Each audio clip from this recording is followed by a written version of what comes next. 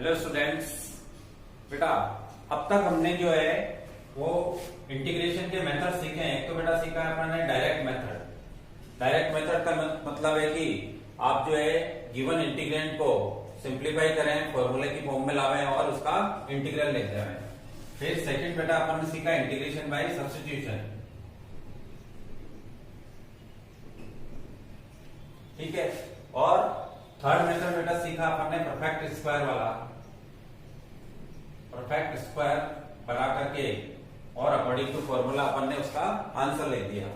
अब बेटा जो फोर्थ मेथड है वो integration by using partial fractions है। तो पार्शियल फ्रैक्शंस से आज अपन यहाँ पर इंटीग्रेट करना सीखेंगे।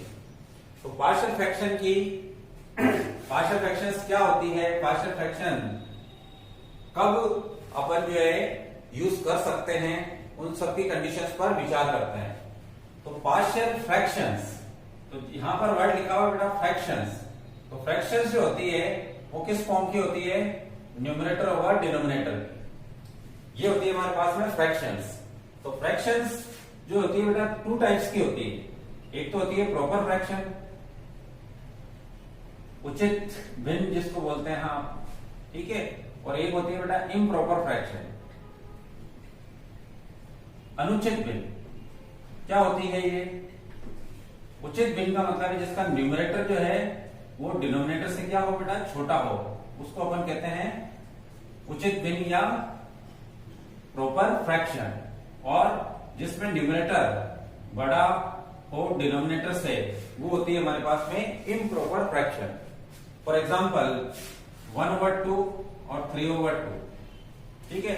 तो जो प्रॉपर फ्रैक्शन होती है उसमें न्यूमरेटर क्या होता है, हमेशा छोटा रहता है और डिनोमिनेटर बड़ा होता है।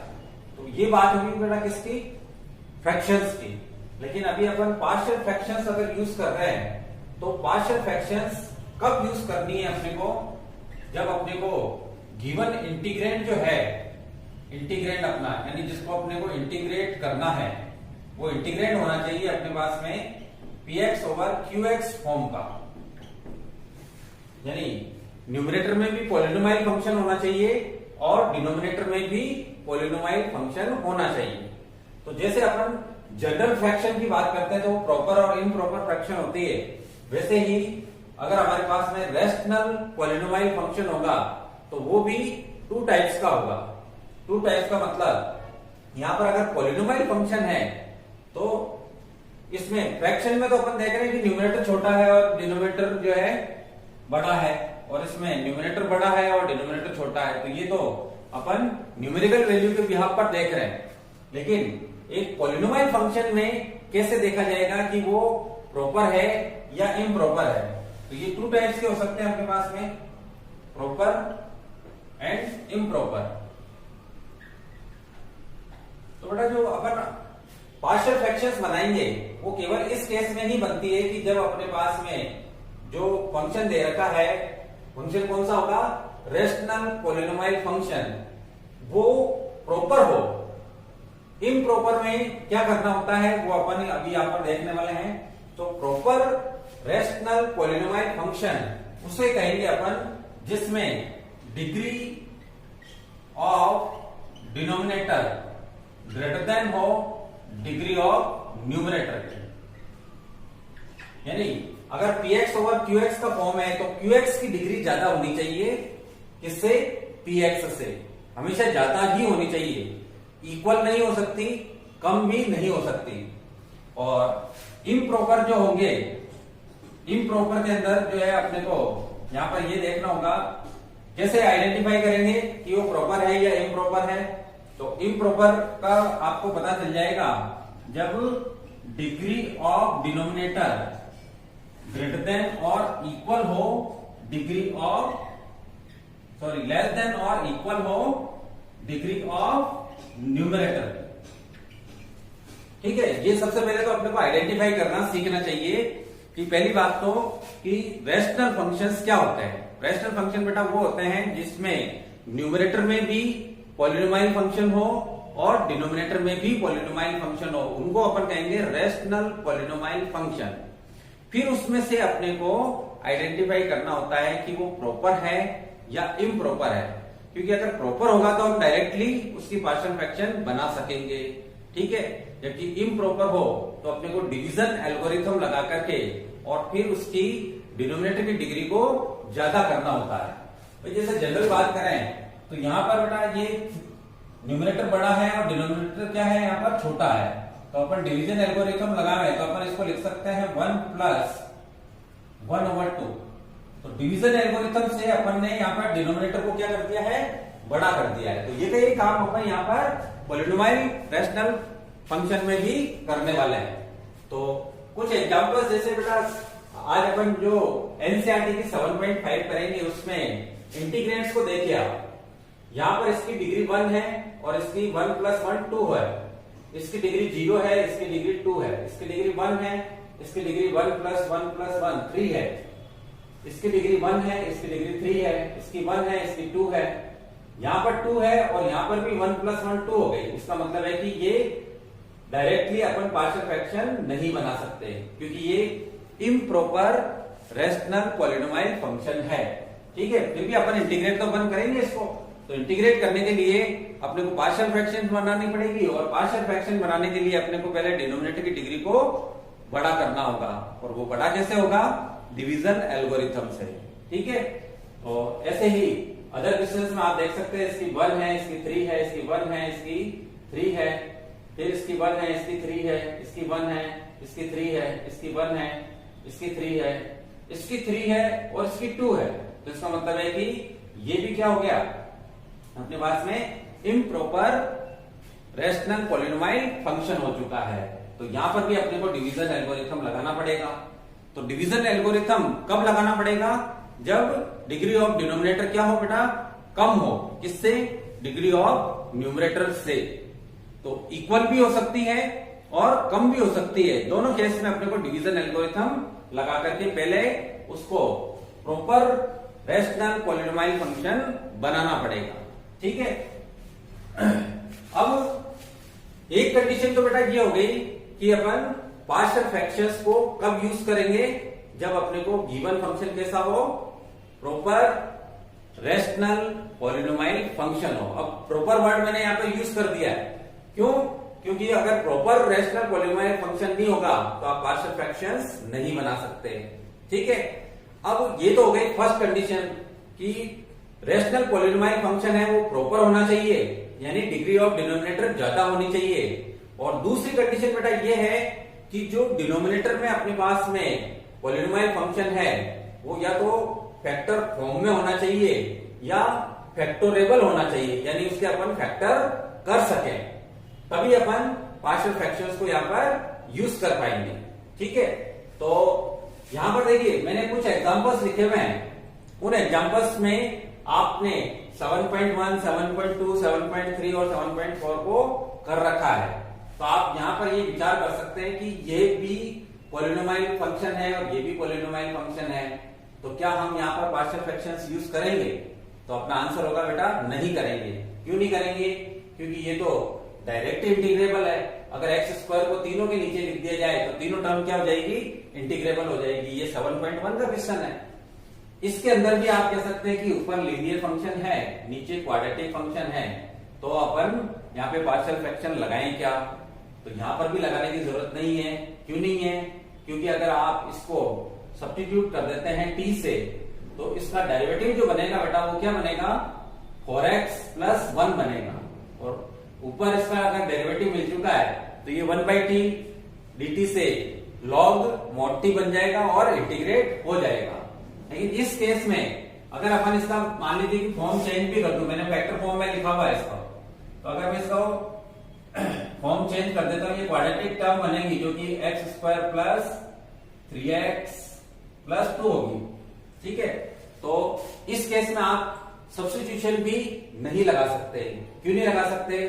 देखिए आप यहां पर अगर मैं इसको t पुट कर देता हूं तो आपको जो डेरिवेटिव मिलेगा वो क्या मिलेगा, 2x + 3 मिलेगा, जबकि अपने पास में ऊपर क्या है, केवल x ही है। बात आ रही समझ में? और मान लो कि एक बार को आप इसको करने की हिम्मत कर भी लेते हैं, है ना, प्रीवियस मेथड से। भाई सब्स्टिट्यूशन से करने के लिए आपको जोड़ तोड़ करके और ऊपर जो है इसका क्या बनाना पड़ेगा, डेरिवेटिव बनाना पड़ेगा। अब यहां पर कंप्लीटिंग स्क्वायर से भी मान लो आप उसको कर लेते हैं। तो इस क्वेश्चन में आ जाइए। फिर इस क्वेश्चन में देखिए इसकी डिग्री 3 बनेगी बेटा, और जो अपने पास में स्टैंडर्ड फॉर्मूले हैं वो डिग्री 2 तक ही होते हैं। ठीक है, तो यहां पर अगर इसकी डिग्री 3 बन रही है तो फिर आप सब्स्टिट्यूशन डायरेक्ट मेथड भी नहीं लगा सकते, सब्स्टिट्यूशन भी नहीं लगा सकते, और परफेक्ट स्क्वायर भी नहीं लगेगा। तो उस केस में तो अपने को क्या करनी पड़ेगी, पार्शियल फ्रैक्शंस ही बनानी पड़ेगी। सेम एज इसके अंदर भी आप देख सकते हैं कि ये भी इसकी डिग्री जो है 3 है, तो यहां पर भी आप completing square, direct method, substitution ये भी नहीं लगा सकते। तो जब हमारे पास में ऐसे इंटीग्रेंट्स आते हैं तब अपने पास में एक ही ऑप्शन होता है कि हम उसकी पार्शियल फ्रैक्शंस बनाएं।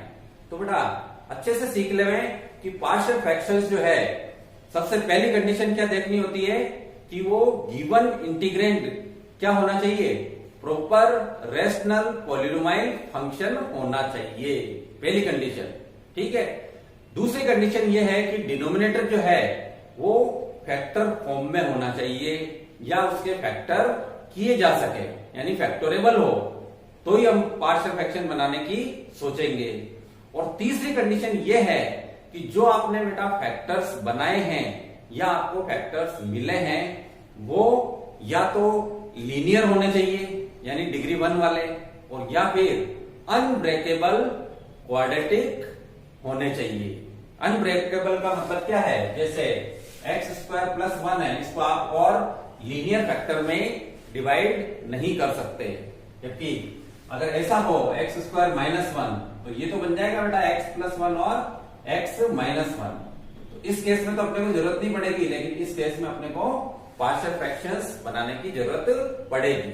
ठीक है, तो पहली कंडीशन नीड क्या है, नीड क्यों है, मतलब जो है पार्शियल फ्रैक्शंस की, कि जब हमारे पास में ऐसे इंटीग्रेंट्स हो तो कोई भी फॉर्मूला नहीं लगता है, सब्स्टिट्यूशन भी नहीं लगता है, डायरेक्ट मेथड से भी नहीं होता है, तो उस केस में अपने को पार्शियल फ्रैक्शंस बनानी पड़ेगी।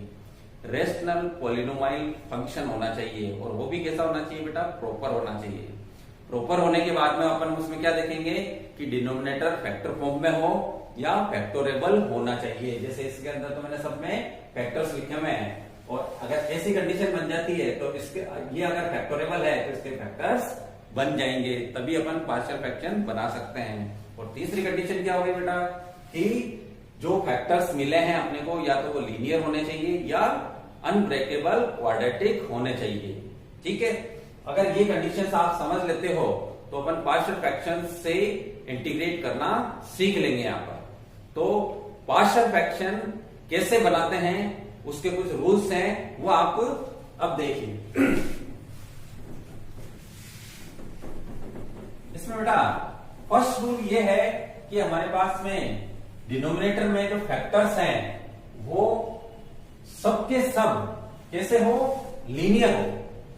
फॉर एग्जाम्पल अगर अपने पास में इंटीग्रेंट ऐसा हो जैसे x + a x + b, plus हो जरूरी नहीं है माइनस भी हो सकता है, दोनों की मिक्सिंग भी हो सकती है।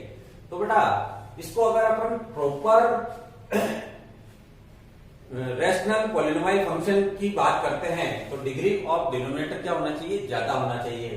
तो यहां पर डिग्री कितनी होगी, 1 + 1 2 हो गई, तो 2 हो गई तो बेटा ऊपर या तो आपके पास में कांस्टेंट हो सकता है, ठीक है, और या फिर लीनियर टर्म हो सकती है, यानी जिसकी डिग्री 0 या 1 हो वो ऊपर हो सकता है। उस केस में अपने को क्या करना है, एक आर्बिट्री कांस्टेंट लेना है a और उसके नीचे फर्स्ट फैक्टर को रख देना है, ठीक है। फिर दूसरा आर्बिट्री कांस्टेंट लेना है b और सेकंड फैक्टर को उसके नीचे रख देना है। तो ये फर्स्ट रूल हो गया आपके पास में कि जब आपके पास में डिनोमिनेटर में दो लीनियर फैक्टर हो तब आपको a के नीचे फर्स्ट फैक्टर को, b के नीचे सेकंड फैक्टर को रख देना है। a और b क्या है, यहां पर a और b है बेटा आर्बिट्री कांस्टेंट, हिंदी में जिसको कहते हैं अपन स्वैच्छ अचर है ये, तो जिनकी वैल्यू निकालना अभी अपन यहां पर भी सीखने वाले हैं। तो सेकंड रूल है, यहाँ पे दो फैक्टर थे तो तीन फैक्टर भी हो सकते हैं, x ± a, x ± b, x ± c। इसका एग्जांपल देखें तो आप फर्स्ट क्वेश्चन देख सकते हैं, और इसका एग्जांपल देखें तो आप थर्ड भी देख सकते हैं और फोर्थ भी देख सकते हैं। आप देख रहे हैं कि यहाँ पर 3 लीनियर फैक्टर्स है। तो अब इसकी डिग्री कितनी हो गई बेटा? 1 + 1 + 1 3 डिग्री हो गई। तो ऊपर कितनी हो सकती है? या तो 2 होगी, या 1 होगी, या 0 होगी। 0 का मतलब क्या होगा? या तो ऊपर बेटा कांस्टेंट होगा, या फिर लीनियर होगा, और या फिर क्वाड्रेटिक भी हो सकता है। ठीक है, उस केस में ये तो पार्शियल फ्रैक्शंस बनाने की कंडीशंस हैं। मेन बात आपको इन फैक्टर्स पर ध्यान देना है कि फर्स्ट फैक्टर को बेटा अपन ए के नीचे लिखेंगे, सेकंड फैक्टर को अपन बी के नीचे लिख देंगे,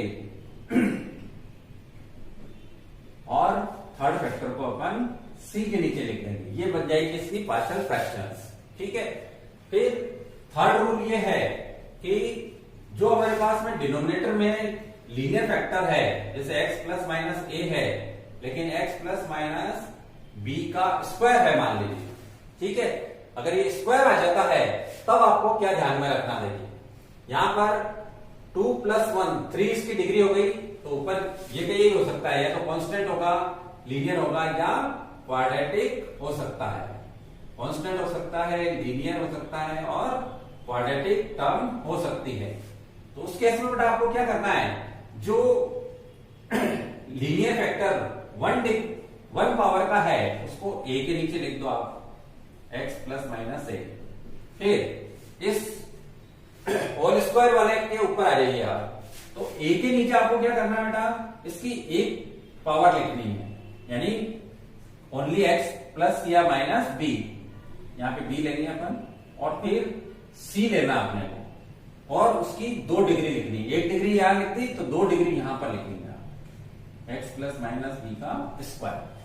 तो ध्यान रखें कि अगर अलग अलग आपके पास में लीनियर फैक्टर्स हैं तो अलग अलग आर्बिट्री कांस्टेंट्स के नीचे रख दीजिए, और अलग अलग तो है लेकिन कोई रिपीटिंग है, जैसे यहां पर 2 टाइम्स आ रहा है x + - b, तो बेटा जो नॉन रिपीटिंग है उसको a के नीचे लिख दिया अपन ने, और रिपीटिंग के लिए अपने को b के नीचे 1 पावर में लिखना है, c के नीचे 2 पावर में लिखना है। तो इस तरीके से लीनियर फैक्टर्स की ये बात हो गई है।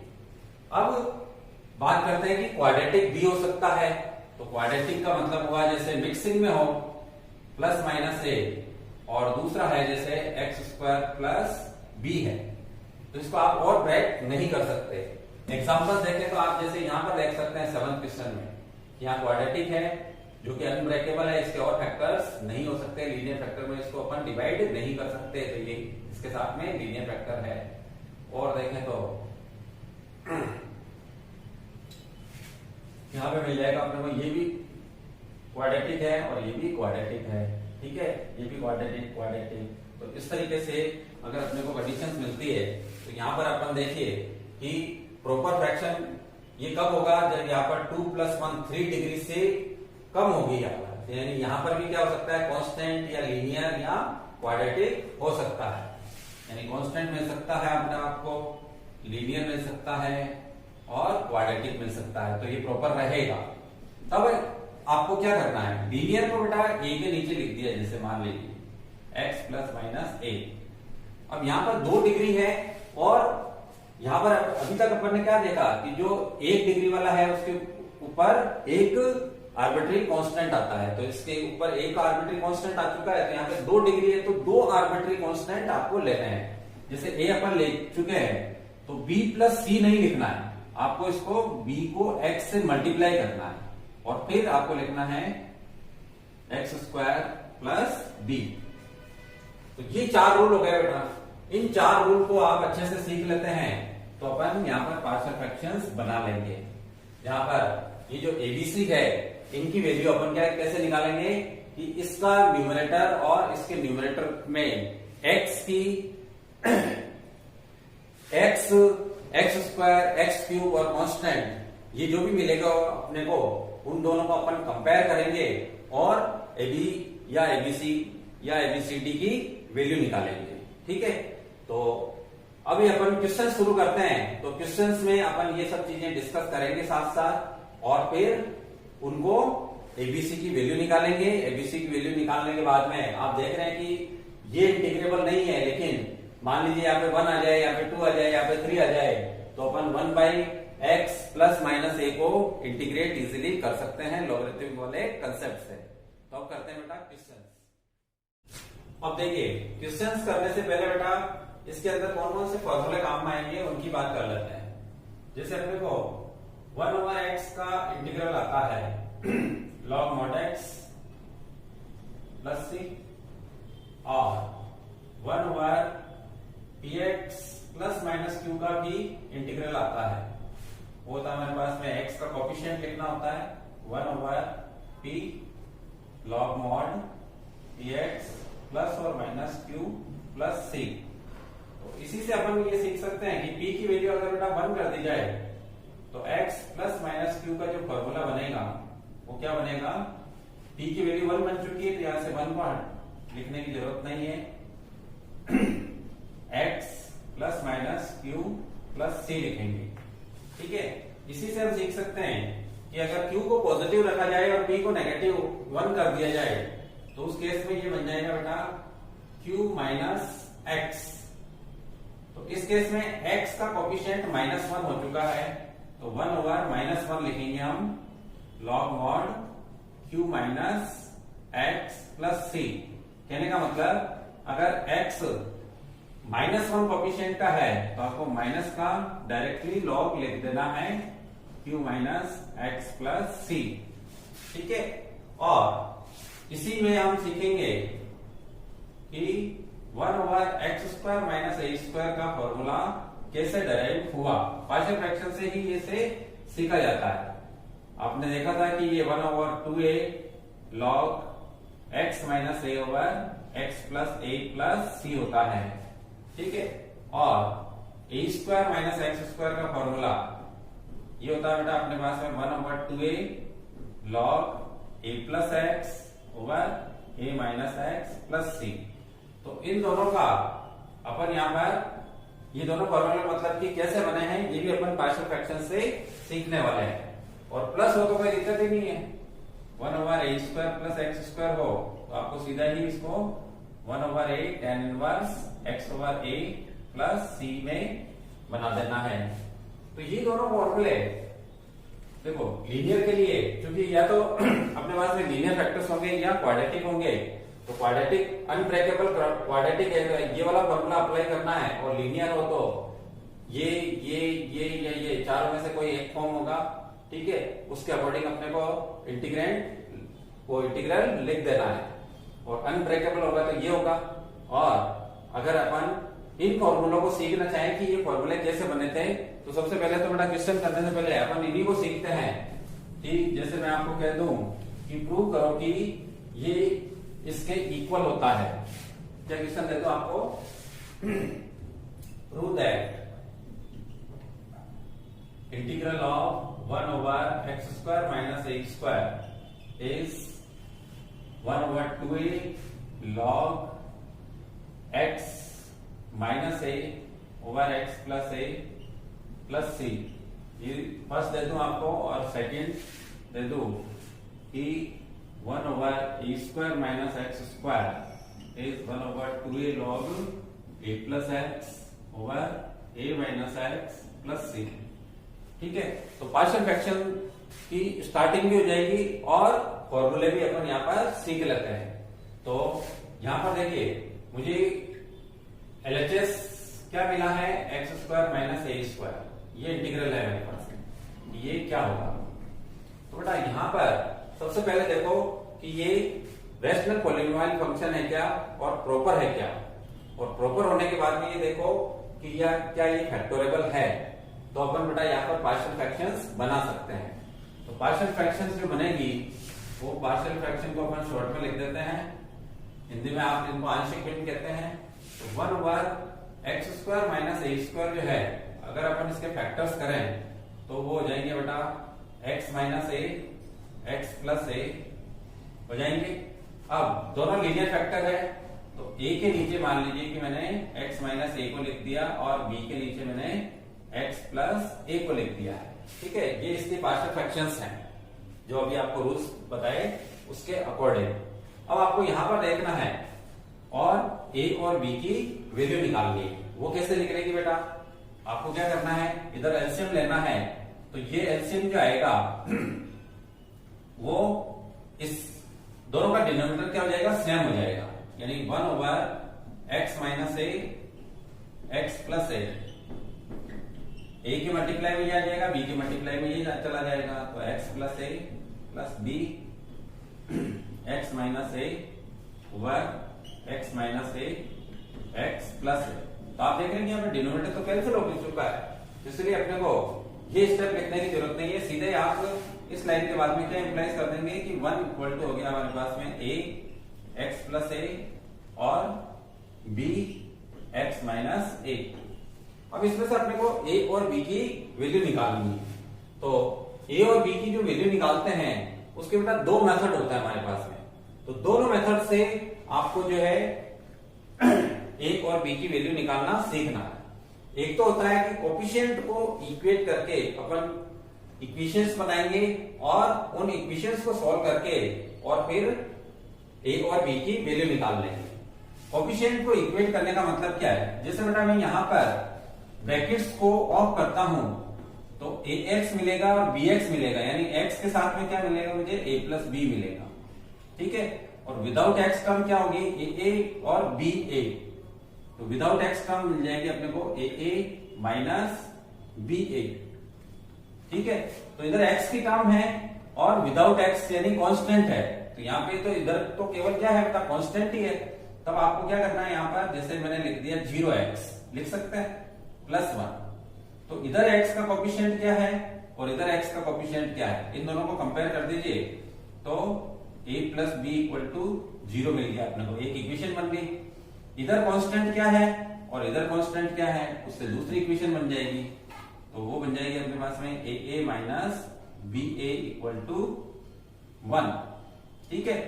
तो अब इन दोनों इक्वेशन को सॉल्व करके आपको a और b की वैल्यू निकालनी है।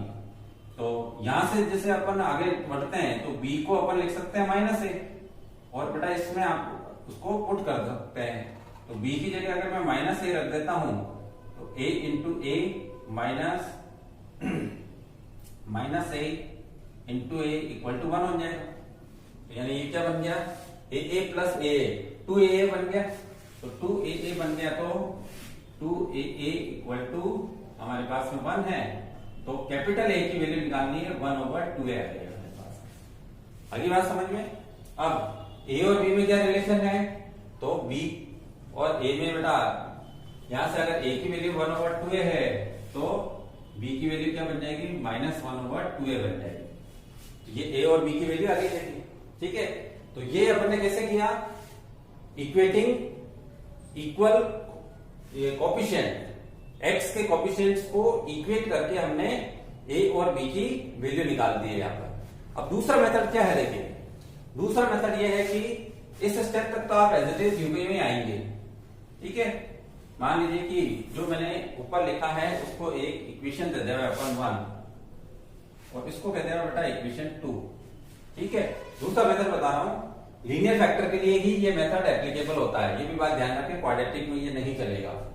तो आपको क्या करना है, बारी बारी से दोनों लीनियर फैक्टर को 0 से इक्वेट करना है। ये जो सेकंड इक्वेशन बनी है डिनोमिनेटर को कैंसिल करने के बाद में, तो आपको क्या करना है, नंबर 1 फर्स्ट लीनियर फैक्टर को 0 से इक्वेट करना है। तो x minus a equal to at x minus a equal to 0। तो x की वैल्यू क्या मिल जाएगी बेटा, a मिल जाएगी, ठीक है। अब ये x की वैल्यू a इस इक्वेशन में रखनी है, यानी सेकंड इक्वेशन को इंप्लाइज करना है, बोथ द साइड रखना अपने को x की वैल्यू। तो यहां पर मैंने रखा है बेटा, ये तो 1 ही रहेगा क्योंकि इधर x नहीं है। तो मैंने किसको 0 से इक्वेट किया है, x माइनस ए को। तो ये x माइनस ए जो है ये तो पूरा ही 0 हो गया, और इस x की जगह मुझे a रख देना है। तो a इंटू ए प्लस ए। तो आप देख रहे हैं कि यहाँ पर a की वैल्यू डायरेक्टली अपने को मिल चुकी है, a की वैल्यू मिल गई बेटा 1/2, जो कि पहले भी मिली थी, सेम है। लेकिन ये मेथड क्या है, बिल्कुल इजी मेथड है। फिर आपको सेकंड लीनियर फैक्टर को 0 से इक्वेट करना है।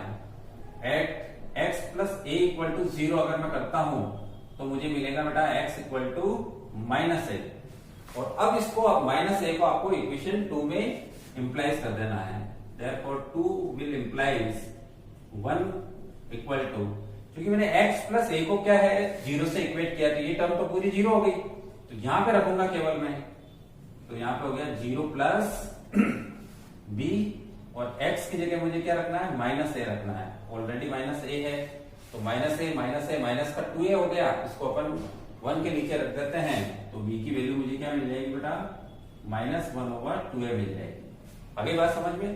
तो फर्स्ट वाले मेथड को यूज करो या सेकंड वाले मेथड को यूज करो, तो मेरी आपको सजेशन यही है कि जब लीनियर फैक्टर्स ही हो हमारे पास में, तो ये वाला मेथड आपको जो है यूज करना चाहिए, क्योंकि इससे a और b की वैल्यू आपको जल्दी से मिल जाएगी। 3 होंगे तो 3 में भी a b c की वैल्यू आपको यहाँ पर जल्दी मिल जाने वाली है, और ये काम अपने को जल्दी ही करना है, क्योंकि अगर अपन ज्यादा इसके अंदर टाइम लगा देंगे तो फिर क्वेश्चन कब सॉल्व होगा। तो देखिए इस तरीके से मुझे a और b की वैल्यू मिल चुकी है, तो a और b की वैल्यू को मैं कहां रखूंगा बेटा, इसके अंदर रख दूंगा, a की वैल्यू यहां रख दूंगा, b की वैल्यू यहां रख दूंगा। तो जो मेरे पास इंटीग्रेंट था जिसको मैंने ये बनाया, अब वो क्या बन जाएगा, a की जगह 1/2a लिख दो, b की जगह -1/2a लिख देते हैं, तो ये जो क्वेश्चन है वो किस में कन्वर्ट हो जाएगा, वो देखिए ये क्वेश्चन बेटा कन्वर्ट हो जाएगा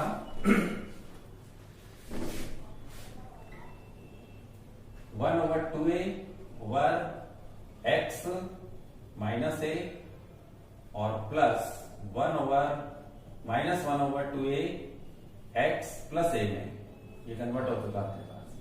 ठीक है, अब इसके दो पार्ट कर लेता हूं। 1/2a दोनों में ही है, तो फर्स्ट पार्ट तो हो गया हमारे पास में x माइनस a, और सेकेंड पार्ट हो जाएगा बेटा 1/x प्लस a।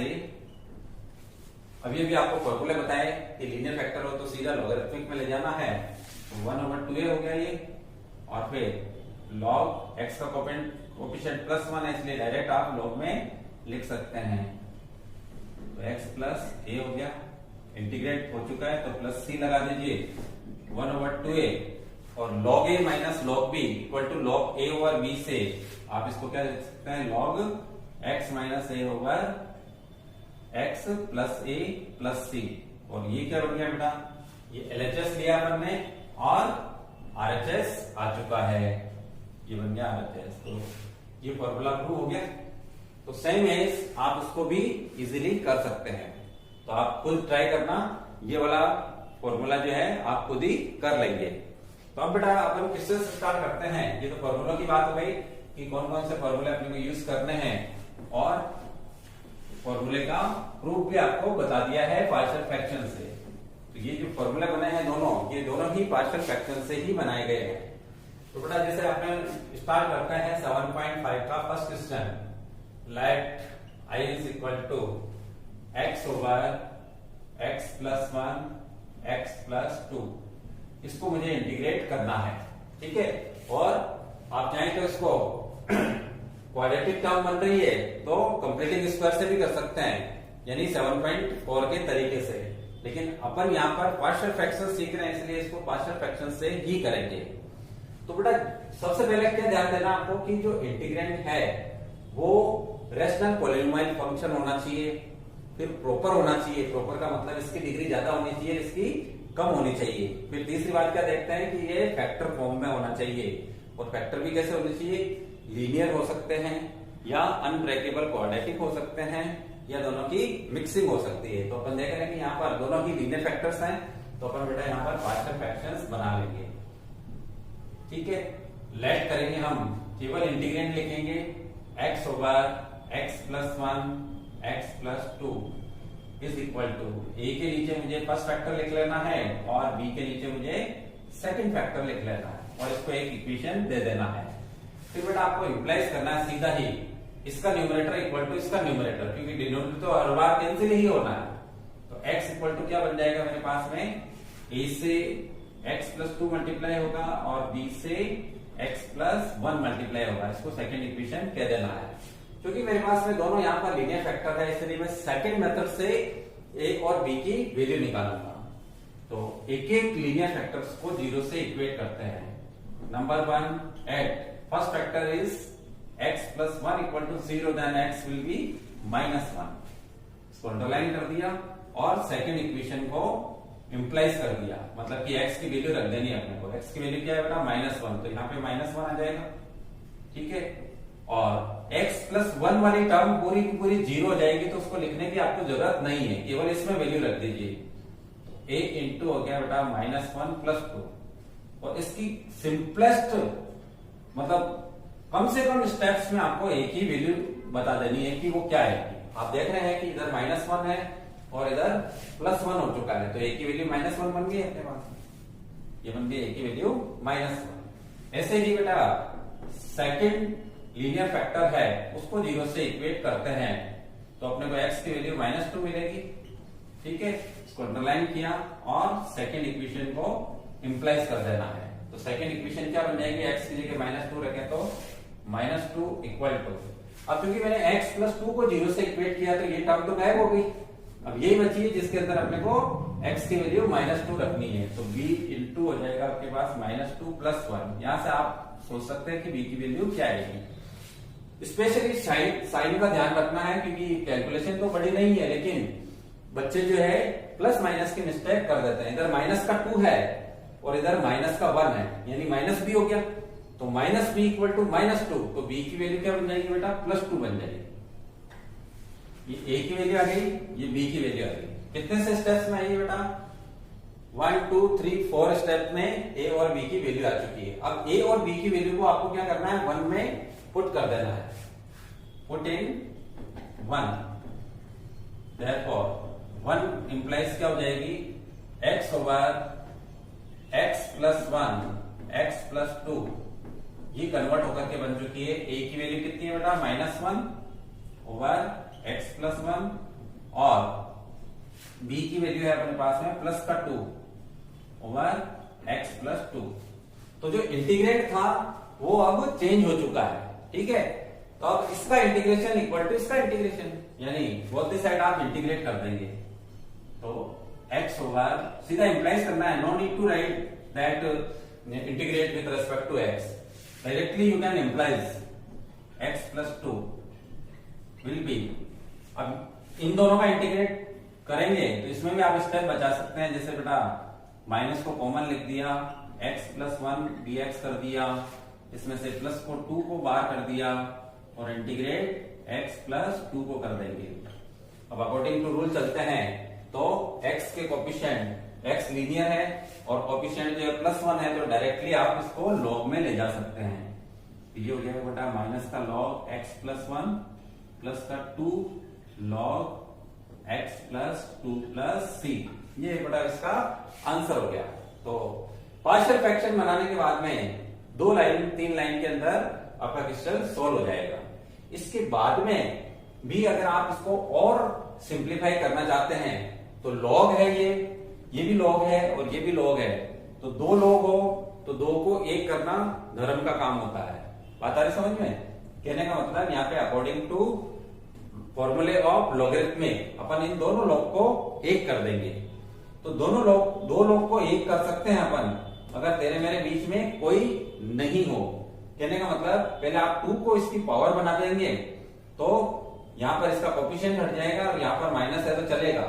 यानी नेक्स्ट स्टेप इसका क्या हो सकता है, इसको बेटा मैं 2 को इसकी पावर बना देता हूं, तो लॉग, अब चूंकि ये स्क्वायर बन रहा है, तो जब भी लॉग की टर्म पर स्क्वायर रहता है तब आपको जो है मॉड लगाना नहीं है, वहां पे ब्रैकेट पुट करना आपको। तो लॉग x प्लस 2 का क्या कर देंगे बेटा, स्क्वायर कर देंगे। क्योंकि सेकंड टर्म पॉजिटिव है, फर्स्ट टर्म नेगेटिव है, इसलिए मैं नेगेटिव को बाद में लिख रहा हूं। माइनस का log mod x plus 1 plus c। अब log a minus log b से लॉग a ओवर b बन जाएगा, तो ऊपर तो रहेगा बेटा x प्लस 2 का स्क्वायर और नीचे रहेगा आपके मॉड x प्लस 1, ठीक है। और इसको लगा देते हैं अपन ब्रैकेट प्लस c। ये हो गया बेटा इसका फाइनल आंसर। आया समझ में? और करते हैं, बैक टू बैक क्वेश्चंस करेंगे तो आपको और अच्छे से समझ में आता जाएगा।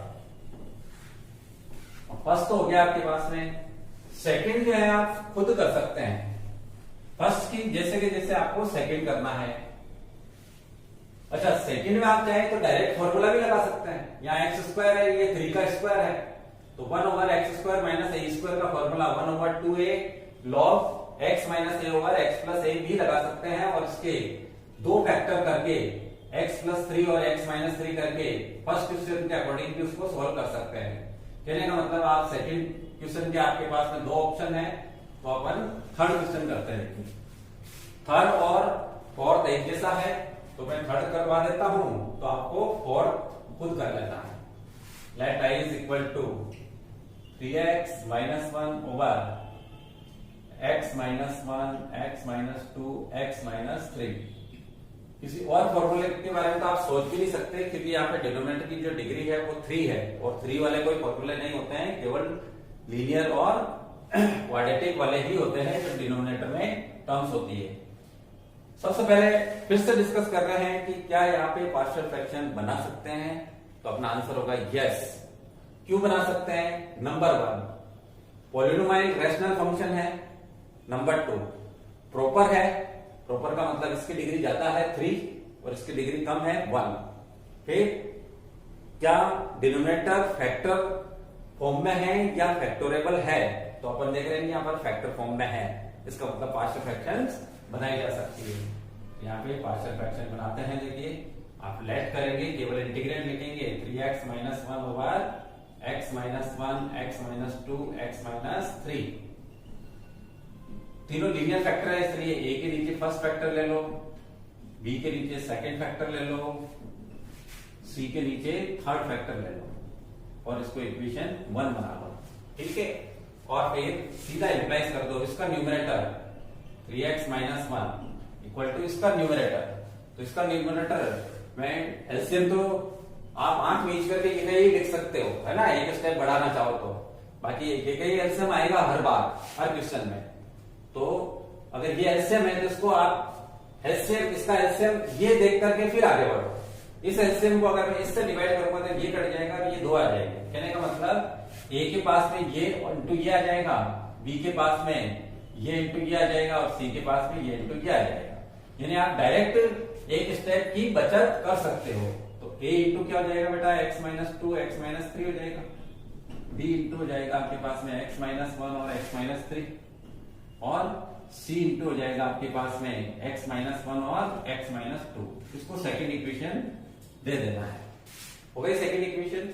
अब यहां से अपन एबीसी की वैल्यू निकालते हैं प्रीवियस क्वेश्चन की जैसे ही। इसमें 2 थे, इसमें 3 है, तो घबराने वाली कोई बात नहीं है, आराम से आप इसको सीख सकते हैं।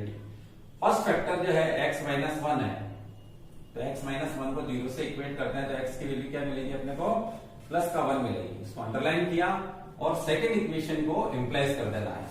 तो सेकेंड इक्वेशन में अपने पास में x की जगह अपने को क्या रखना है बेटा, 1 रखना है। तो एलएचएस में तो रखेंगे value 3 into 1 minus 1 equal to. अब इक्वल टू में भी आप क्या बचत कर सकते हो कि तो किस किस में बेटा x माइनस 1 है, इसमें है और इसमें है, इसका मतलब b और c वाली टर्म तो पूरी की पूरी गायब हो चुकी है। तो केवल इसी के अंदर इसकी वैल्यू रखनी है, 8 इंटू 1 माइनस 2 और 1 माइनस 3। अब यहां से आपको a की वैल्यू निकाल लेनी है। तो करते हैं कैलकुलेशन, बिल्कुल इजी है। देखिए एलएचएस में तो क्या हो चुका है हमारे पास में 3 माइनस 1 यानी 2 हो चुका है, और आरएचएस में देखें तो माइनस का 1 इंटू माइनस का 2, तो माइनस 1 इंटू माइनस 2 प्लस का 2 बन गया, यानी 2a इक्वल टू 2 बन गया। तो 2a इक्वल टू 2 से अपन a की वैल्यू क्या बताएंगे, 1। इतनी आपको शॉर्ट में कैलकुलेशन से a की वैल्यू निकाल लेनी है। ऐसे ही b की निकालते हैं और ऐसे ही c की निकालते हैं। तो सेकंड फैक्टर क्या है हमारे पास में बेटा, x माइनस 2 है, इसको 0 से इक्वेट करना है, तो x की वैल्यू क्या मिल जाएगी अपने को, 2 मिल जाएगी। अब फिर से सेकंड इक्वेशन को इंप्लाइज करना है। तो यहाँ पे बेटा x की जगह अगर मैं 2 रखता हूं तो 3 इंटू 2 माइनस 1 हो जाएगा। फिर आरएचएस में मुझे क्या ध्यान रखना है कि जिसमें x माइनस 2 है उसको मुझे छोड़ ही देना है, क्योंकि वो तो 0 बनेगी। तो इसमें भी है और इसमें भी है, तो ये दोनों टर्म तो गायब हो गए, इसका मतलब b की वैल्यू निकलेगी इससे। तो b इंटू लिखना आपको सीधा ही, और x की जगह क्या लिख देना है, 2 लिख देना है। तो 2 माइनस 1 और 2 माइनस 3, और यहां से आपको b को कैलकुलेट कर लेना है कि वो क्या आएगा। तो एलएचएस में देखें तो 3 2 जा 6 माइनस 1 5 बन रहा है। आरएचएस में देखें तो प्लस का 1 माइनस का 1 यानी माइनस बी इक्वल टू 5। तो बी की वैल्यू क्या मिल जाएगी बेटा? -5। ध्यान रखें कि अगर आपने यहां पर प्लस या माइनस की मिस्टेक कर दी तो आपका पूरा क्वेश्चन ही खराब हो जाएगा। ठीक है, पूरा सॉल्यूशन बेकार चला जाएगा। इसलिए आपको पूरा केयरफुली रहते हुए इनको आपको जो है इनकी वैल्यू निकालनी है। अब थर्ड वेक्टर क्या है बेटा? x-3 है, तो at x-3 equal to 0 x will be 3। Then second equation को फिर से इंप्लाइज करिए। तो आपके मैं यहां पर x की जगह क्या रखने वाला हूं? 3 रखने वाला हूं। तो 3 इंटू 3 -1। अब आरएचएस में क्या ध्यान देना है कि जहां जहां x-3 है उनको नहीं लिखना है। तो इसमें भी है और इसमें भी है, इसका मतलब c की वैल्यू निकलेगी अपने पास में। तो c इंटू 3 - 1 3 - 2। यहां से आप बता सकते हैं कि c की वैल्यू क्या आएगी। तो एलएचएस देखें तो 3 3 9 - 1 8 हो गया। आरएचएस देखें तो यहां पर हो रहा है 2 और यहां पे हो रहा है 1। प्लस का 2 प्लस का 1 यानी 2c इक्वल टू 8। तो 2c इक्वल टू अगर बेटा 8 है तो c इक्वल टू 8/2 हो जाएगा। यानी c की वैल्यू क्या मिलेगी अपने को? +4 मिलेगी। इस तरीके से हमने यहां पर a b और c की वैल्यू निकाल दी है। अब abc की वैल्यू को अपने को किस में पुट करना बेटा? इक्वेशन नंबर 1 में। तो पुट इन इक्वेशन नंबर 1। तो 1 इंप्लाइज हो जाएगी आपके पास में 3x - 1 over x - 1 x - 2 x - 3 equal to a के नीचे क्या आ जाएगा बेटा? यहां पर a तो क्या है मेरे पास में? 1 x - 1 प्लस b है मेरे पास में -5 x - 2 और c है मेरे पास में 4।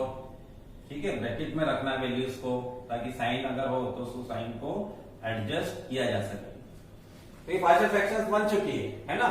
अब इसका इंटीग्रल इक्वल टू इसका इंटीग्रल। तो बेटा जो नेक्स्ट स्टेप होएगा वो क्या हो जाएगा अपने पास में? वो हो जाएगा हमारे पास में एम्प्लाइज दैट इसका इंटीग्रल मतलब इसका इंटीग्रल लिखेंगे अपन। तो कांस्टेंट जो हो उसको बाहर रखते जाएंगे जरूरत हो तो। जैसे फर्स्ट पार्ट बन जाएगा 1 ओवर x - 1। सेकेंड पार्ट में -5 कॉमन ले लेंगे हम, तो -5 x - 2। थर्ड पार्ट में +4 कॉमन आ जाएगा, तो +4 1 ओवर x - 3। अब इनको इंटीग्रेट करना बिल्कुल आसान है। देखिए तो ये बन जाएगा बेटा log x - 1 माइनस का 5 log x - 2 प्लस का 4 log x - 3 प्लस c। आ रहा समझ में? तो जैसे अपन ने बेटा थर्ड क्वेश्चन किया है तो आप वैसे ही फोर्थ क्वेश्चन कर लेंगे। तो कहने का मतलब 1 2 3 4 तक की कहानी कंप्लीट हो गई। ठीक है, अब अपन फिफ्थ क्वेश्चन करते देखिए।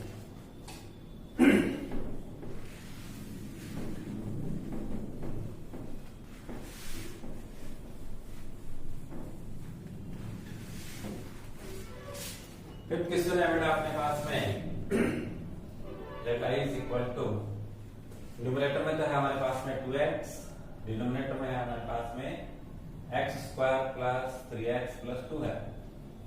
ठीक है, अब देखिए इसको हम पार्शियल फ्रैक्शन से कर सकते हैं क्या? कि हाँ कर सकते हैं, क्योंकि ये रेशनल पॉलिनोमियल फंक्शन है। दूसरी बात, डिनोमिनेटर की डिग्री ज्यादा है 2 है और न्यूमरेटर की डिग्री 1 है। तीसरी बात, क्या ये फैक्टर फॉर्म में है? नहीं। तो क्या ये फैक्टोरेबल है? क्या हम इसके फैक्टर्स कर सकते हैं? तो बिल्कुल कर सकते हैं, क्योंकि यहाँ पर x² प्लस 3x प्लस 2 में मिडिल टर्म को अगर एक्सप्लेन करें अपन तो अपने को मिलेगा x² 2 से पार्ट्स हो रहे हैं इसके।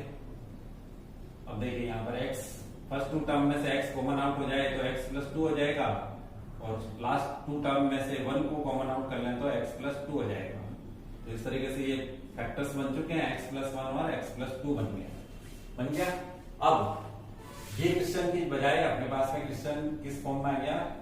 x प्लस 1 और x प्लस 2 में आ गया। ठीक है, अब अपन पार्शियल फ्रैक्शन बनाते हैं। देखिए तो ये वाला पार्ट बन चुका है। तो ये तो बेटा आप खुद कर सकते हो। कैसे? ये लो 2 बार हो गया x over x plus 1 x plus 2। अब आप 2 को अगर भूल जाते हो तो ये देख रहे हैं तो ये तो ये क्वेश्चन है फर्स्ट वाला, ठीक है ना। तो फर्स्ट वाला का आंसर आप इसके अंदर लिख सकते हैं, ठीक है। तो ये आपको प्रोसीड एज क्वेश्चन नंबर 1। तो बाकी का काम इसमें भी आप कर लें। और अगला क्वेश्चन देखेंगे 6 क्वेश्चन।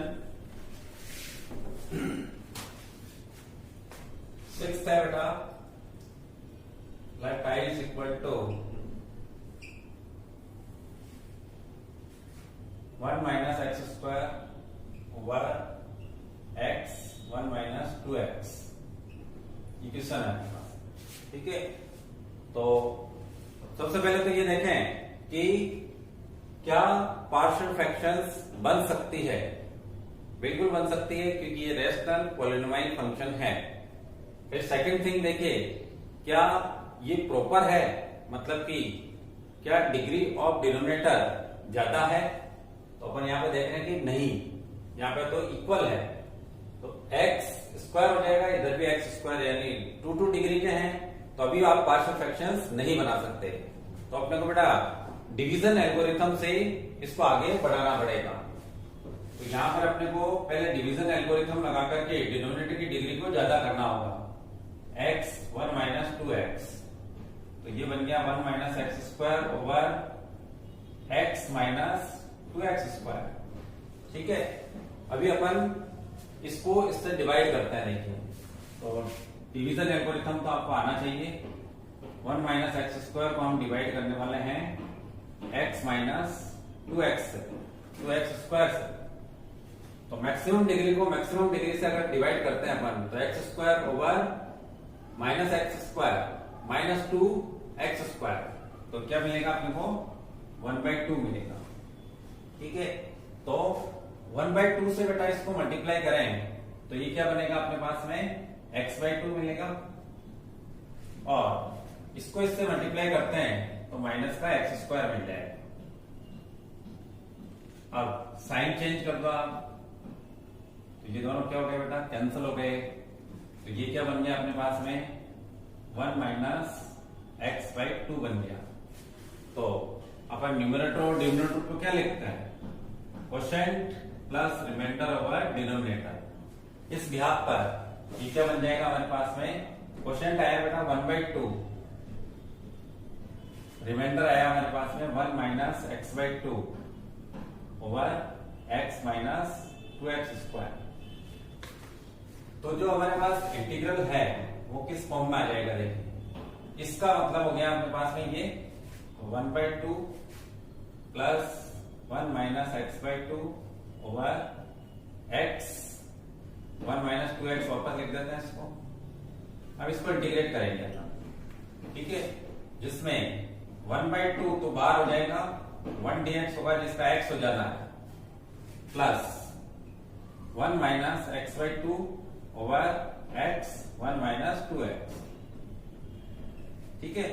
तो और करके अपन i को बोल देते हैं ये 1/2 x/2 बन जाएगा ये, और प्लस इसको बेटा i1 कह देते हैं और इक्वेशन बना लेते हैं, जैसे a इक्वेशन बना दिया। ऐसा हमने क्यों किया, ताकि हम i1 को अलग से इंटीग्रेट करें, क्योंकि एक पार्ट तो हो चुका है, दूसरा पार्ट अब अपन यहां पर सॉल्व करते हैं। i1 क्या है हमारे पास में 1 minus x/2 over x 1 minus 2x है। अब देखिए ये प्रॉपर रेशनल पॉलिनोमियल फंक्शन है। अब अपन इसकी पार्शियल फ्रैक्शंस बना सकते हैं। तो पार्शियल फ्रैक्शन बनाते हैं, तो इसकी पहले नहीं बनती थी लेकिन अब बनेगी। Let 1 minus x over 2 over x 1 minus 2x। a के नीचे बेटा x को लिख देंगे और b के नीचे दूसरा फैक्टर है हमारे पास में 1 माइनस 2x, इसको लिख देंगे। ये इक्वेशन 1 बन गई, ठीक है। फिर इंप्लाइज कर लेते हैं कि 1 माइनस x/2 बन जाएगा अपने पास में a इंटू 1 माइनस 2x और bx ये सेकंड इक्वेशन बन गई। ठीक है, अब अपन बारी बारी से लीनियर फैक्टर्स को जीरो से इक्वेट करके एक और बी की वैल्यू निकालेंगे। तो निकालते हैं। देखिए सबसे पहले आप फर्स्ट फैक्टर यानी number 1 at x is equal to 0, equation 2 क्या इंप्लाइज होगी? देखिए 2 के अंदर रखते हैं एक्स की वैल्यू 0, तो 1 माइनस 0/2 हो जाएगा। इक्वल में एक्स की वैल्यू यहाँ पे 0 होगी तो ये टर्म गायब, केवल ये मिलेगी अपने को a इंटू 1 माइनस 2 इंटू 0, तो प्लस का a इक्वल टू प्लस का 1, तो a इक्वल टू 1 आ गई, ये a 1 बन चुका है। ठीक है, सेकेंड थिंग अपन क्या करने वाले हैं, सेकेंड फैक्टर है 1 माइनस 2x इक्वल टू 0, तो x की वैल्यू जो मिलेगी अपने को 1/2 मिलेगी। तो इक्वेशन 2 क्या बनेगी? देखिए इक्वेशन 2 में रखें तो 1 माइनस 1/2 तो है ही, x की वैल्यू भी 1/2 है। ठीक है, अब ये फैक्टर तो बेटा 0 हो गया, केवल यहाँ पे वैल्यू रखनी है अपने को, तो b इंटू 1/2। यहाँ पे आप देख रहे हैं कि ये 1/4 हो गया, तो 1 माइनस 1/4 यानी 3/4 इक्वल टू b/2। 2 से ये 2 बन गया, तो b की वैल्यू कितनी मिलेगी अपने को? यहाँ पर प्लस का 3/2, ये b की वैल्यू, ये a की वैल्यू। a और b दोनों की वैल्यू को अपन अगर इक्वेशन 1 में पुट कर देते हैं तो पुट इन 1, तो बेटा 1 क्या बन जाएगी? देखिए एक स्टेप बचाने के लिए मैं इसका इंटीग्रल इक्वल टू इसका इंटीग्रल डायरेक्टली लिख रहा हूं, तो 1 minus x/2 over x 1 minus 2x को डायरेक्टली मैं लिख लेता हूं। a की वैल्यू मेरे पास क्या मिली बेटा? अपने को 1 मिली, तो 1 ओवर x dx हो जाएगा। ठीक है, b की वैल्यू अपने को मिली है 3/2, तो 3/2 उसमें से बाहर आ जाएगा एज ए कांस्टेंट, और इंटीग्रेट करेंगे अपन 1 माइनस 2x को। ठीक, अब 1/x का इंटीग्रल लॉग mod x, इसमें देखिए लीनियर टर्म है हमारे पास में 1 ओवर में, तो x का कोएफिशिएंट माइनस का 2 है, इसलिए 3/2 के बाद में अपने पास में आएगा 1 ओवर -2। ठीक, और फिर लॉग आ जाएगा 1 माइनस 2x प्लस c।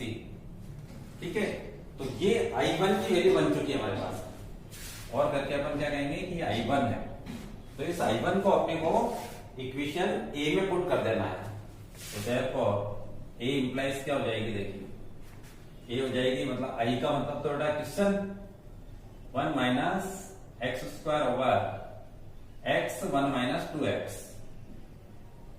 ठीक है, x/2 है हमारे पास में, और I1 की वैल्यू ये आई है हमारे पास में, तो जो कि है अपने पास में बेटा log mod x, और इसको थोड़ा सा मैं सिंप्लीफाई कर दूं तो ये -3/4 हो जाएगा, और log mod 1 minus 2x plus c, ये हो गया बेटा इसका आंसर। तो 6th क्वेश्चन में अपन ने देखा कि डायरेक्टली अपन पार्शियल फ्रैक्शन नहीं बना सकते थे, इसलिए अपने को सबसे पहले डिवीजन एल्गोरिथम से डिनोमिनेटर की डिग्री को बड़ा करना पड़ा, और बड़ा करने के बाद में आप पार्शियल फ्रैक्शंस बनाएंगे। तो जो काम अपन ने क्वेश्चन नंबर 6 में किया है वही आपको 12 और 18 में भी करना पड़ेगा, क्योंकि वो भी प्रॉपर रैशनल पॉलिनोमियल फंक्शन नहीं है। अब बात करते हैं 7th क्वेश्चन की। 7th क्वेश्चन की ओर चलते हैं। देखिए यहां तक हो चुके हैं अपने पास में। 7th क्वेश्चन है बेटा, let I is equal to x over x² plus 1 and x minus 1, इसको इंटीग्रेट करना है। तो ये रैशनल पॉलिनोमियल फंक्शन है और प्रॉपर है, क्योंकि इसकी डिग्री 3 है और इसकी डिग्री 1 है। इसका मतलब अपन पार्शियल फ्रैक्शंस बना सकते हैं। तो यहां पर एक अनब्रेकेबल क्वाड्रेटिक टर्म आ चुकी है अपने पास में, फैक्टर आ चुका है। तो दूसरा रूल से अपन इसको आगे बढ़ाने वाले हैं।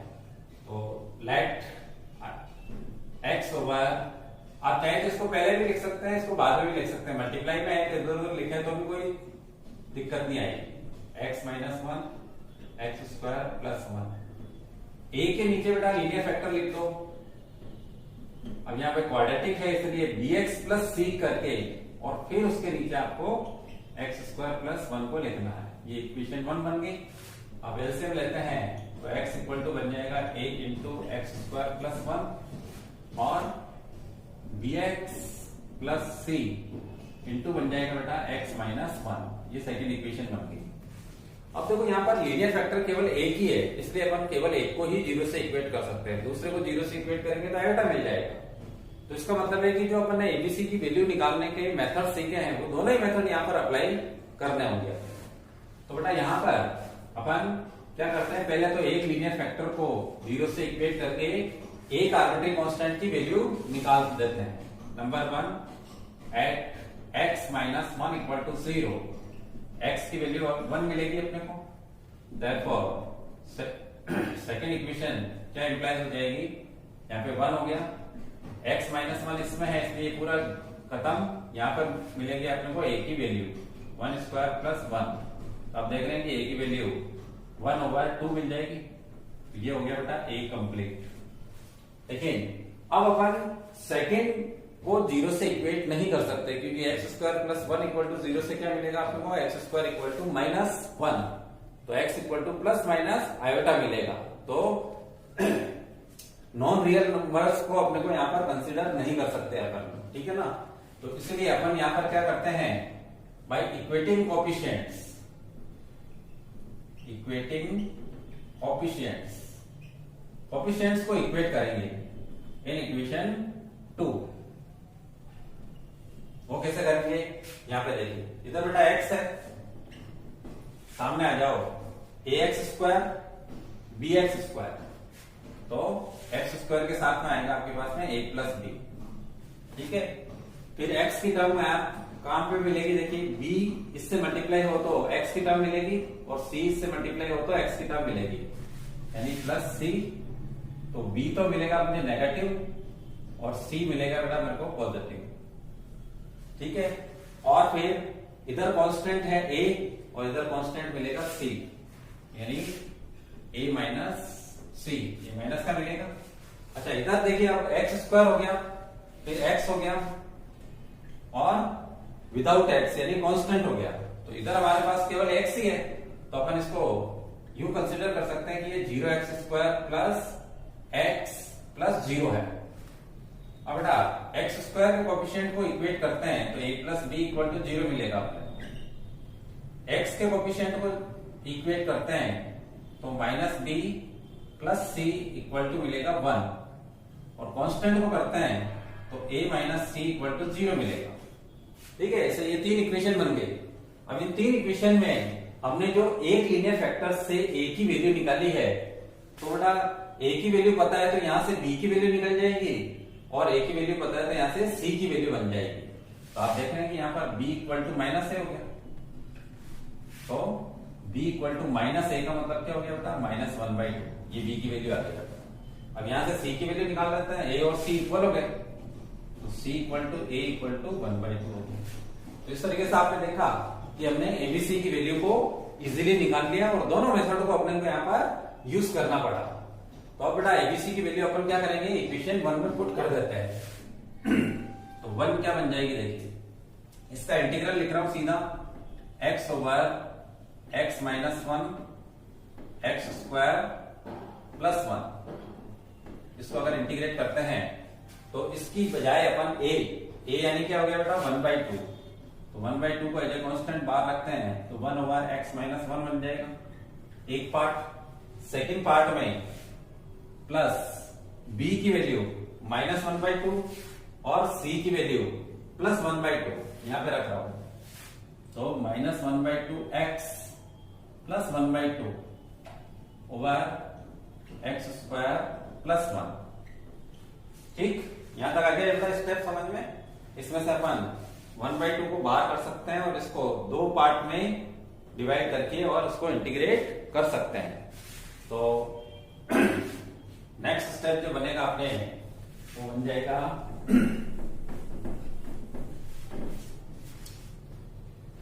इक्वल में 1/2 है, ये तो हो गया बेटा लॉग मॉड x माइनस 1, ठीक। और सेकंड पार्ट जो है उसमें से मैं माइनस का 1/2 कॉमन आउट कर लेता हूं, तो माइनस 1/2 कॉमन ले लेना है, तो ये बन जाएगा हमारे पास में x minus 1 over X square plus 1, ठीक। फिर 1/2 पूरे का ही बाहर ले सकते हो आप, log mod x minus 1 minus, इसके बेटा मैं दो पार्ट करूंगा, इसके नीचे भी लिख दो और इसके नीचे भी लिख दो भी, और यहाँ पे माइनस है, तो x over X square plus 1, और ये माइनस प्लस हो जाएगा, तो ये बन जाएगा अपने पास में 1 ओवर एक्स स्क्वायर प्लस 1, ठीक है। ये तो tan इनवर्स बन गया डायरेक्टली। अब यहां पर आप देख रहे हैं कि इसके डेरिवेटिव में ये आ जाएगा, तो बेटा इसका डेरिवेटिव बना लो ऊपर। डेरिवेटिव बनाने से क्या फायदा मिलेगा अपने को, कि अपन सीधा ही F plus X over F X का फॉर्मूला लगा देंगे, जो कि होता है अपने पास में log mod F X plus C. ये कब बनता है, जब नीचे फंक्शन और ऊपर उसका डेरिवेटिव हो। तो बेटा इसका डेरिवेटिव क्या है, 2x है, जबकि यहाँ पर x है, तो 2 से मल्टीप्लाई डिवाइड करके अपन 2 ले आते हैं। 1/2 सबके लिए है ये, ठीक है। 2 से मल्टीप्लाई डिवाइड कर रहा हूं, तो डिवाइड वाले को बाहर रखूंगा, मल्टीप्लाई वाले को अंदर ले लूंगा, प्लस इसको सीधे ही tan इनवर्स बना दीजिए, तो ये tan इनवर्स x बन गया, ठीक है। प्लस सी तो लगाना ही है, अभी लगाओ बाद में लगाओ तो भी चलेगा। इसको अपन इस फॉर्मूले से इंटीग्रेट कर देते हैं, तो log x स्क्वायर प्लस 1 बन जाएगा, तो 1/2 log mod x minus 1 minus 1/2 log x की पावर 2 है, इसलिए आप मॉड नहीं लगाएंगे, x स्क्वायर प्लस 1 लिख देंगे इसको, plus tan inverse x plus C. ये हो गया इसका आंसर। थोड़ा नेक्स्ट क्वेश्चन 8th क्वेश्चन देखिए। अब आप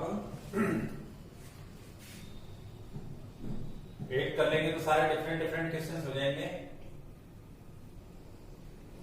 x minus 1 square x plus 2, और इसमें देखिए लीनियर फैक्टर्स तो हैं, लेकिन एक जो है रिपीट हो रहा है, तो लेट कर लेते हैं x over x minus 1 square x plus 2। एक के नीचे क्या जाएगा, देखिए यहाँ पर x माइनस 1, एक पावर a के नीचे ले ली, दो पावर b के नीचे ले ली,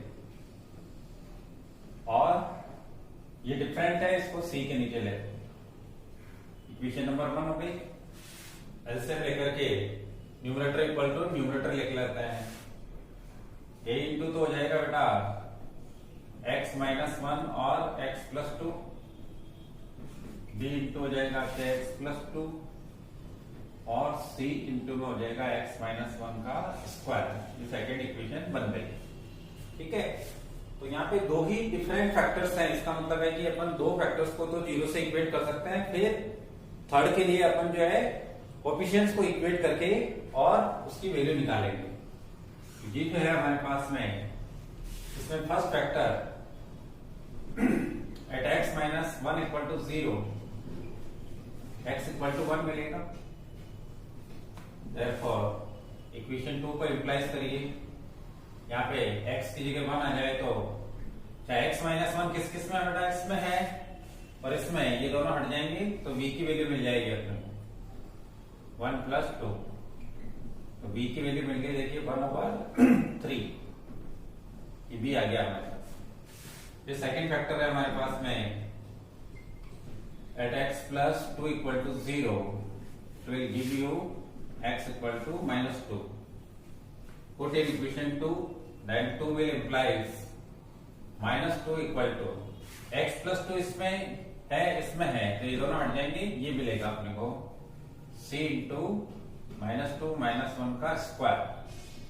तो c की वैल्यू मिल गई अपने को, -2 इधर है और प्लस का 9 हो जाएगा, तो -2 ओवर 9, ये c की वैल्यू मिल गई।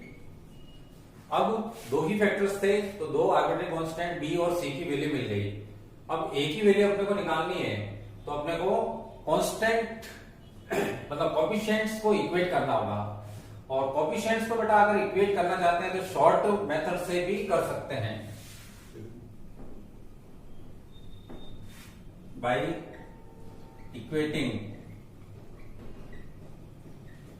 Coefficients by equating constant terms कर लेते हैं। देखिए कांस्टेंट टर्म्स, कांस्टेंट टर्म देखिए इधर तो कांस्टेंट है ही नहीं, इसमें अपने को -2a कांस्टेंट मिलेगा, इसमें प्लस का 2b मिलेगा और इसमें प्लस का c मिलेगा। तो इधर तो हो गया बेटा 0, इधर कांस्टेंट क्या बनेगा -2 से -2a, इधर कांस्टेंट मिलेगा अपने को 2b और इधर कांस्टेंट मिलेगा यहाँ पे +1 मिलेगा तो c मिल जाएगा। अब इसमें देखिए अपने को bc की वैल्यू पता है तो a की वैल्यू निकल जाएगी अपने पास, तो a इक्वल टू हो जाएगा बेटा 1/2 2b + c, ठीक है ना। ऐसे शॉर्ट जितना शॉर्ट हो सके उसी से अपने को इसकी वैल्यू निकालनी होती है। तो 2b का मतलब क्या है हमारे पास में 1/3 और c का मतलब है बेटा माइनस का 2/9। अब इसको सिंपल करके अपन निकाल लेते हैं इसकी वैल्यू। तो 2 तो कॉमन आकर के कट जाएगा, तो 1/3 माइनस 1/9 हो गया। तो यहां पे हो जाएगा 3 माइनस 1 2/9, ये हो गया बेटा a की वैल्यू। अभी एबीसी की वैल्यू आ गई, एबीसी की वैल्यू को यहां पे रख देते हैं, ठीक है। तो अपना जो इंटीग्रल है वो किस में कन्वर्ट हो जाएगा, देखिए a की वैल्यू कितनी है अपने पास में 2/9, तो यहाँ पे 2/9 आएगा तो बाहर हो जाएगा 1/x - 1, ठीक है। b की वैल्यू है हमारे पास में 1/3, तो 1/3 को बाहर कर देते हैं और ये स्क्वायर है इसलिए अपन इसको ऊपर ले लेंगे x - 1 का की पावर -2, क्योंकि लीनियर होता है तो ही वो डायरेक्ट लॉग में होता है। अगर पावर होगी अगर लीनियर फैक्टर की तो पावर रूल से उसको इंटीग्रेट करना पड़ेगा। c की वैल्यू है हमारे पास में -2/9 और ये लीनियर है इसलिए इसको ऊपर ही नीचे ही रखेंगे। अब देखिए ये हो जाएगा बेटा, अभी मैं इसको हटा रहा हूं, ये क्या हो जाएगा देखिए लॉग, ये भी लॉग और ये भी लॉग, तो 2/9 लॉग mod x - 1 और -2/9 लॉग mod x + 2, इसको अब लिख रहा हूं +1/3। देखो px ± q की पावर n का रूल लगाते हैं, तो x का कोएफिशिएंट +1 है इसलिए डायरेक्ट पावर रूल एप्लीकेबल है यहाँ पर। तो x - 1 की पावर -2 + 1/-2 + 1 + c, ठीक है।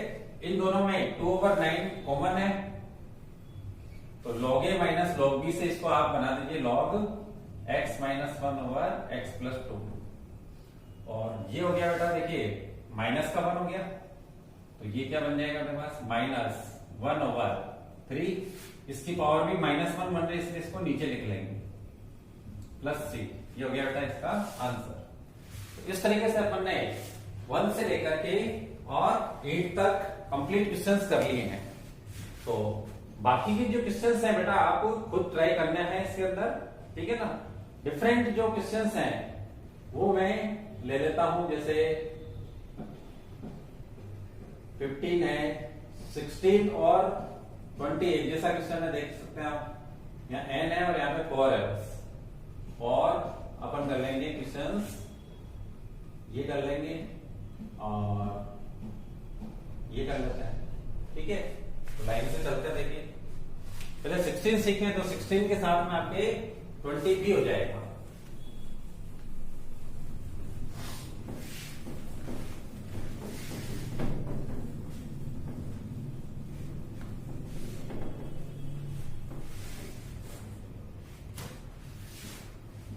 इधर 16 लिख देता हूं मैं, लेट i = 1/x x की पावर n + 1, और अगर 20 हो जाएगा, यानी 20 इसका एग्जाम्पल ही बन गया है, समझ लीजिए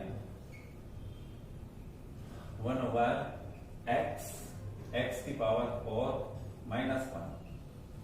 ठीक है, तो ये जो क्वेश्चन है एक्चुअल में किसका फॉर्म है? ये यहाँ पे +1 है, यहाँ पे -1 कर देते हैं, x की पावर n -1। अभी तक बेटा अपन ने जो क्वेश्चंस में कंसेप्ट देखा है उसमें डिनोमिनेटर में जो है केवल लीनियर फैक्टर या क्वाड्रेटिक फैक्टर ही होते हैं, लेकिन यहाँ पर आप देख रहे हैं कि x की पावर n है। जैसे x की पावर 100 हो गई, x की पावर 200 हो गई, x की पावर 50 हो गई, x की पावर 1000 हो गई, तो n की वैल्यू आप कुछ भी रख सकते हैं आप, ठीक है, लेकिन रखेंगे क्या? नॉन नेगेटिव इंटीजर ही रखेंगे। तो ऐसे और ऐसे क्वेश्चंस को करने का एक ही तरीका है। वो तरीका क्या है कि ये जो मैक्सिमम पावर है उसका डेरिवेटिव क्या होगा? उसका डेरिवेटिव क्या होगा बेटा? n x की पावर n -1। तो इससे एक पावर कम लेकर के मल्टीप्लाई डिवाइड कर देना इसको। तो अपन इसको क्या करेंगे? 1/x तो है ही, x की पावर n +1, एक पावर रिड्यूस करो इसमें से, तो x की पावर n -1 x की पावर n -1 मल्टीप्लाई डिवाइड कर देना है। पावर 1 कम क्यों ली? क्योंकि ये पावर जो इसमें इंक्लूड हो जाएगी, तो ये x की पावर n बन जाएगा, यानी क्या बन गया बेटा? x की पावर n +1 बन गया। अब अपन सब्स्टिट्यूशन से इनको लीनियर फैक्टर्स बनाएंगे।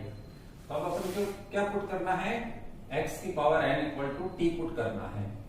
तो derivative of LHS nx n -1 x का dx सामने हो गया dt।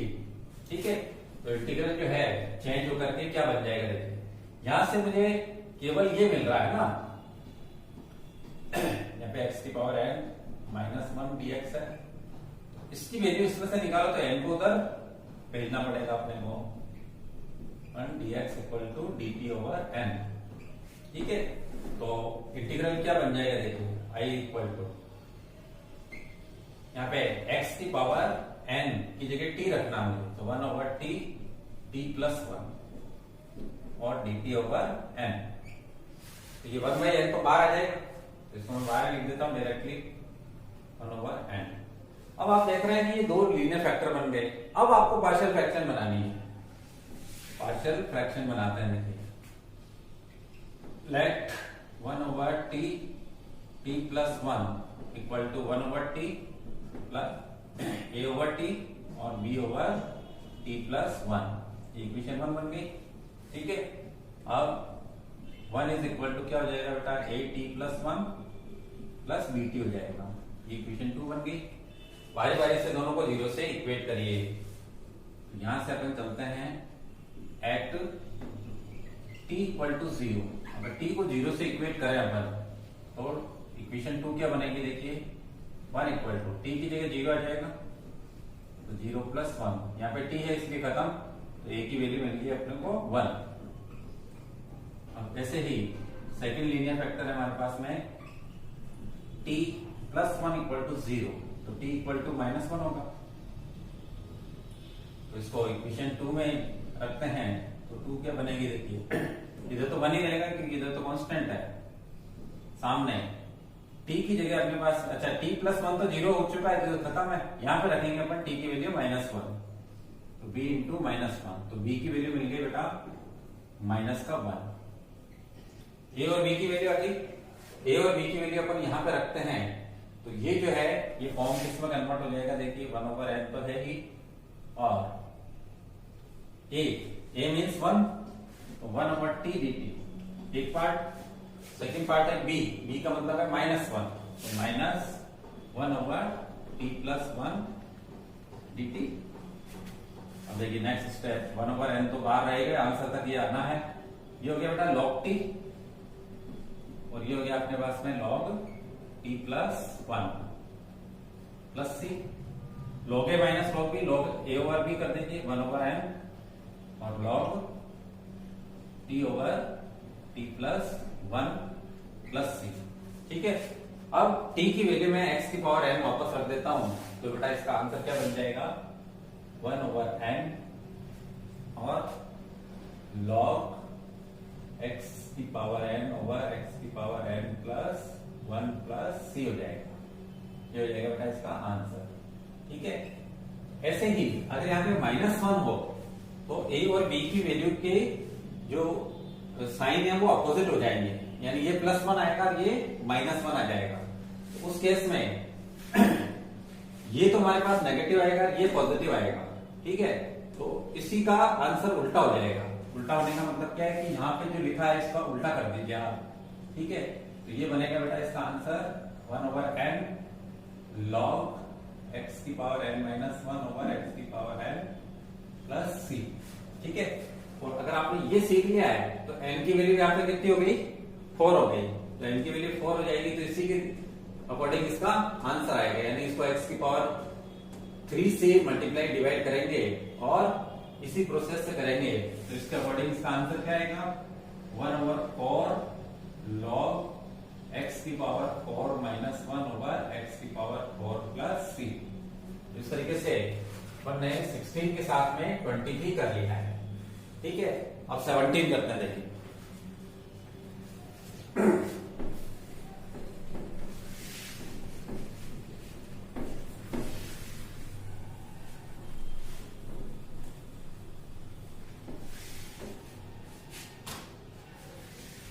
क्वेश्चन है बेटा, that I is equal to cos x over 1 minus sin x 2 minus sin x, ठीक है।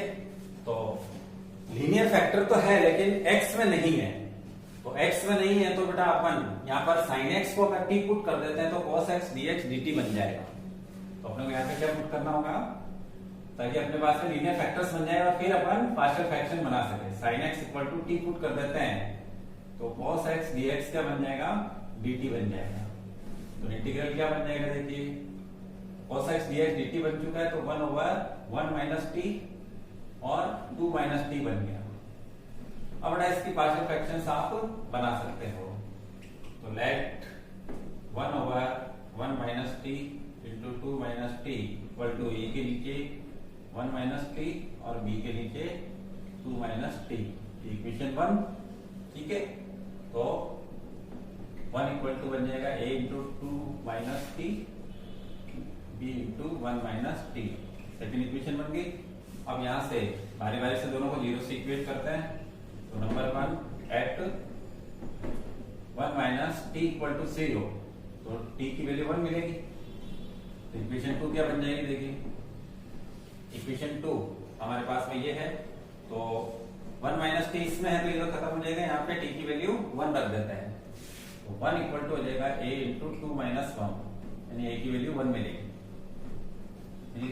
फिर number 2 second factor at 2 minus 2 equal to t equal to 0, it will give you t equal to 2, तो t equal to 2 इसमें है तो ये हट जाएगा, यहाँ से अपन को वैल्यू मिल जाएगी।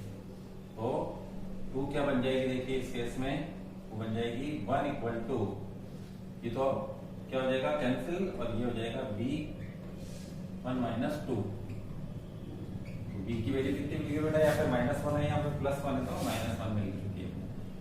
a और b की वैल्यू मिल गई, a और b की वैल्यू को अपन यहाँ पे रख देते हैं, तो फिर इसका इंटीग्रल क्या बनेगा, देखिए ये बन जाएगा बेटा 1 ही है कोएफिशिएंट्स, तो फर्स्ट पार्ट बन जाएगा अपने पास में 1/1 minus t और सेकंड पार्ट बन जाएगा 1/2 minus t dt, बन गया। अब t का कोएफिशिएंट -1 है, इसलिए दोनों माइनस में लॉग जाएंगे, तो ये क्या बन जाएगा बेटा, माइनस का लॉग 1 minus t माइनस का लॉग 2 minus t, ठीक है, प्लस c हो गया। अब ये पॉजिटिव हो गया, ये नेगेटिव हो गया, तो log a minus log b, log a over b, तो log a ओवर b करेंगे तो क्या आ जाएगा बेटा, log 2 minus t over 1 minus t plus c बन जाएगा, बन गया।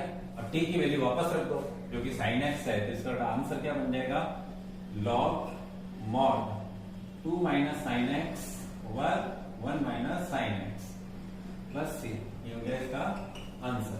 बिल्कुल आसान है, आसानी से सीख सकते हो। ये भी हो गया 17। एक ले लेते हैं 21, तो 21 को थोड़ा सा जो डिफरेंट है वो ले रहा हूं, बाकी सारे तरह के क्वेश्चंस मैं आपको समझा चुका हूं। तो अपन ले रहे हैं क्वेश्चन नंबर 21। कंडीशन है बेटा, let I is equal to 1/e⁻x -1। इसको इंटीग्रेट करना है। अब ये लीनियर फैक्टर तो है नहीं क्योंकि e⁻x है हमारे पास, तो अपन क्या करें, e⁻x -1 पूरे को t बना लेते हैं। क्या पुट कर देते हैं, e⁻x -1 इक्वल टू t। तो डेरिवेटिव ऑफ LHS से e⁻x का e⁻x, x का dx, 1 का 0, सामने हो गया dt। लेकिन वैल्यू तो केवल dx की ही है, तो dx की वैल्यू क्या आ जाएगी बेटा, dt ओवर e⁻x। लेकिन x जो है t में चेंज हो रहा है, तो x की टर्म को हटाना होता है, तो यहीं से अपन क्या बनाएंगे, e⁻x की वैल्यू जो कि बन जाएगी t+1। तो ये बन जाएगी बेटा dt ओवर t+1। ठीक है, तो ये हो गई बेटा dx की वैल्यू और ये हो गई इसकी वैल्यू। तो इंटीग्रल क्या बन जाएगा, इंटीग्रल बन जाएगा बेटा 1 ओवर t+1 dt। अभी प्रीवियस क्वेश्चन में कैसे किया, वैसे इसको आगे बढ़ा सकते हैं, तो आसानी से इसकी पार्शियल फ्रैक्शंस बन जाएगी। तो वो क्या बनेगी, देखिए वो बनेगी बेटा 1 over t minus 1 over t+1 बनेगी। आप बना के देख लेना, बिल्कुल इजी है। डायरेक्ट बना सकते हो, अगर ये सिंपल है तो देखो t+1 यहाँ आएगा, t यहाँ आएगा, तो t से t कैंसिल हो जाएगा, पार्शियल फ्रैक्शन बन गई। ठीक है ना, और पूरे प्रोसेस से करोगे तो भी यही बनेगी, यानी a की वैल्यू क्या बनेगी, a 1 और b की वैल्यू -1 बनेगी, बन जाएगी। ये बन जाएगी तो देखो इसका log t बनेगा, इसका log t+1 बनेगा, तो ओवरऑल ये क्या बन जाएगा बेटा, log t ओवर t+1 बन जाएगा। फिर t की वैल्यू वापस रख देना, तो आंसर बन जाएगा e⁻x ओवर e⁻x +1 + c। तो इस तरीके से अपन ने देखा कि पार्शियल फ्रैक्शन से क्वेश्चंस को कब सॉल्व कर सकते हैं। लीनियर कैसा फंक्शन कैसा होना चाहिए, पॉलिनोमियल फंक्शन होना चाहिए, न्यूमरेटर में भी और डिनोमिनेटर में भी। फिर प्रॉपर होना चाहिए, यानी डिनोमिनेटर की पावर ज्यादा होनी चाहिए। कम या इक्वल होती है तो डिवीजन एल्गोरिथम से उसको बड़ा बनाया जाता है डिनोमिनेटर की डिग्री को। ठीक है, उसके बाद में वो फैक्टर फॉर्म में होना चाहिए, तो लीनियर या क्वाड्रेटिक फैक्टर ही हो सकते हैं। तो बचे हुए क्वेश्चंस को बेटा आपको ट्राई करना है। ठीक है, अगर कोई किसी क्वेश्चन में प्रॉब्लम आती है तो आप मुझे कमेंट में बता देना, मैं आपको सॉल्व करके सेंड कर दूंगा। ठीक है।